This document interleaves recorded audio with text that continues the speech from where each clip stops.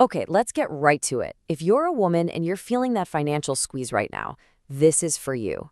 We are going to cut through all the noise, the get rich quick stuff, and lay out a real, practical guide to earning an extra $1,000 a month. So let's dive in. Here's how we're going to break it all down.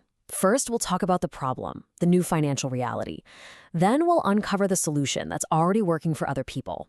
We'll look at some side hustles that are actually worth your time, get into the right mindset for success, and finally map out your personal path to that extra $1,000. So let's start with something I think pretty much everyone can relate to these days, this new financial reality we're all living in. I mean, seriously, does it just feel like your money doesn't stretch as far as it used to? Like every time you go to the grocery store or fill up your car, it just stings a little more? Yeah, you are definitely not imagining it. You're not alone in this feeling.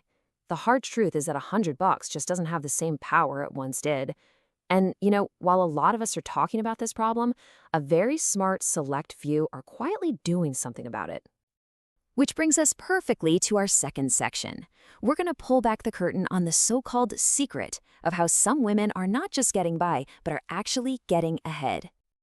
That's right. Far away from all the noise and the complaints about how expensive everything is, there is a group of incredibly resourceful women who figured out how to consistently add a pretty significant buffer to their income each and every month. So what is it? What's the big secret? Did they stumble upon some hidden stock tip? Win a small lottery? No, actually, the answer is way more accessible than you might think. And here it is. The secret is just leveraging the skills you already have, skills you've been building your entire life and career. That's it. There's no magic trick here, no fluff. It's just a practical, smart application of the talent you already possess. So the big question is, how do you turn those skills you already have into actual income?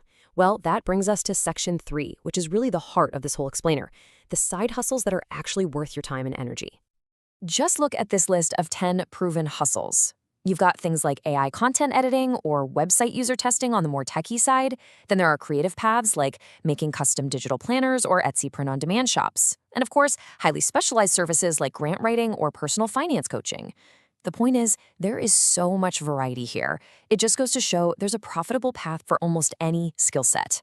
Just take a second and see if any of these jump out at you. Now, this all ties into a really powerful idea called skill arbitrage. And this is key. This isn't about trading your time for a low hourly wage, like some gig work. No. This is about packaging your experience, your taste, your expert judgment, and selling that as a high-value service that clients are more than willing to pay a premium for. And here is a perfect example of what that looks like. Think about it. AI can write an article, sure, but it can't truly connect with an audience. A woman editing that AI content for, say, a brand run by a female founder, well, she can add that layer of nuance, empathy, and relatability that an algorithm could never, ever replicate. You're not just selling editing, you're selling a genuine connection. Okay, so having a great idea is one thing, but seeing it through and actually making it successful, that requires a totally different approach. And this brings us to what I think is the real secret ingredient, the micro-business mindset. I mean, let's be totally honest with ourselves for a second. We've all known someone, right? Someone who started a side hustle, they were super excited about it, and then a few months later, it just kind of fizzled out. Why does that happen so often? Well, the answer usually comes down to this one simple but crucial distinction. A hobby is something you do for fun, for passion, and if you make a little money, great, that's a bonus. But a micro business, that's something you do with a clear strategy for profit. To consistently make that $1,000 a month, you have to treat it like a real business, not just a casual hobby. And check this out.